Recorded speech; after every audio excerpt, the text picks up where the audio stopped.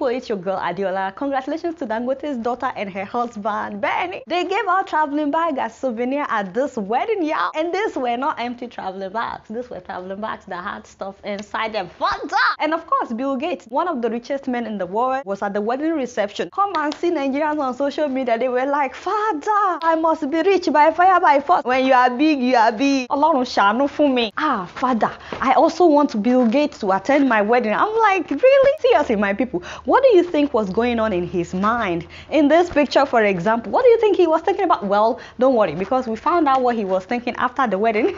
When the man addressed the Nigerian government, the vice president was there, some governors were there, ministers, you know, some big people. Much of Nigeria still looks like a low-income country. Ooh, snap! Nigeria is one of the most dangerous places in the world to give birth. Shut up! 1 in 3 Nigerian children is chronically malnourished. No, he did not. Did he just? More than half of rural Nigerian children can't adequately read and write. Father, Bill Gates. They thought he was impressed with all the serena, and the man was sitting there thinking, these people, they are deceiving themselves. In fact, I don't think he was impressed by the big belly senator that was dancing, you know, after collecting their monthly $37,000 besides salaries and allowances.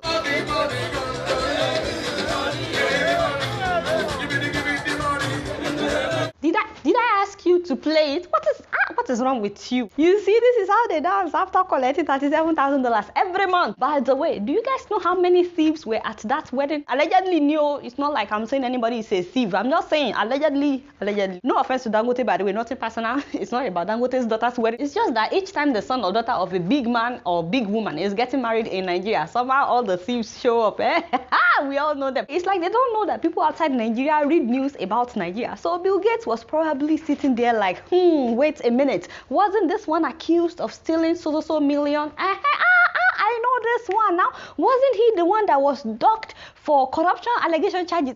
What is this? Your father. Did I send you? This is how you cobalize somebody. You are not going to cobalize me on this show. Did I mention anybody's name? I'm just speaking generally. Sorry, Jerry, Uncle Bukola. The man was probably like, wow, this is how Nigerians honor criminals. I mean, we all know the people that are destroying Nigeria, don't we? But when we see them, it's a different story. We'll start shouting, Ranka Dede, Alaji, Chief, Arakionoye. But Oyinbo people, they don't beat around the bush, they just tell you as it is. People without roads, ports, and factories can't flourish. Oh, snap. The man saw the roads in Nigeria. He saw the roads. It doesn't even matter how much money or private jets our politicians and our pastors have. The man knows that without good roads for everybody, for the common people, and without good ports and factories, we're just deceiving ourselves. It may not be polite to speak so bluntly when you've always been so gracious to me. While it may be easier to be polite, it's important to face facts so that you can make progress. The man did not shy away from keeping it real with the Nigerian government. So I'm not against being rich. I'm not against being wealthy. I have nothing against rich people. I'm just saying that there shouldn't be only one Dangote in Nigeria. There should be so many people that would be successful even if they let the wealth trickle. And of course, there should be middle class in Nigeria, because right now you are either very, very rich or you are very, very poor. Middle class is like gone in Nigeria. People should be able to afford to live a decent life. If you're working hard, you should be able to afford to live a decent life. In middle-income countries, the average life expectancy is 75 years. In lower middle income, it's 68. In low-income countries, it's 62. In Nigeria, it's lower still, just 53 years. The only problem is they don't know that they're just doing themselves. Nigeria will thrive when every Nigerian is able to thrive. Thank you, my father. You see, this is why I like Bill Gates. This is a billionaire that has invested $1.6 billion of his money in Nigeria. We've already committed over $1.6 billion in Nigeria so far. Has he not tried? Has he not tried? They'll probably call him a wailing wailer.